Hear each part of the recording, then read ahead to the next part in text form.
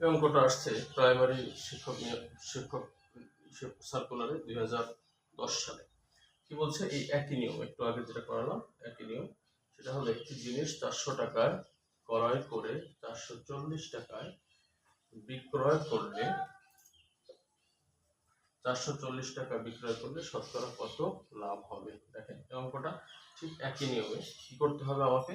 প্রথম সূত্রটা হলো যে লাভ কত আসে, লাভ তারপরে ক্রয় মূল্য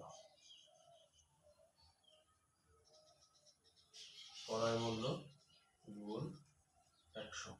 এখন লাভ হিসাব করতে হলে আপনাকে কি করতে হবে? বিক্রয় মূল্য কত ছিল?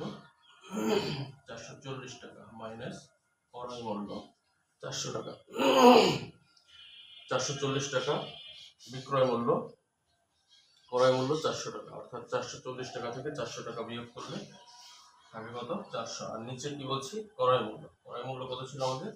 400 গুণ 100। আর উপরে কত থাকে? উপরে থাকে হলো মাত্র 40, নিচে থাকে কত? সেই 400 গুণ 100। খুবই সহজ, এটা দিয়ে এটা কেটে দেন, এটা কবার যায়? 10 বার।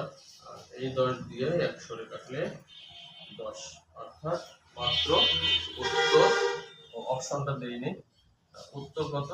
উত্তর হলো 10%। তাহলে অঙ্কটা কি বুঝলাম? এই ধরনের অঙ্ক আসলে আপনি জাস্ট কি করবেন? বিক্রয় মূল্য মাইনাস ক্রয় মূল্য, অর্থাৎ লাভটা আপনাকে উপরে রাখতে হবে আর ক্রয় মূল্য যা সেটা নিচে, গুণ দিয়ে দিবেন 100। অঙ্ক মাত্র 5 সেকেন্ডের সমাধান।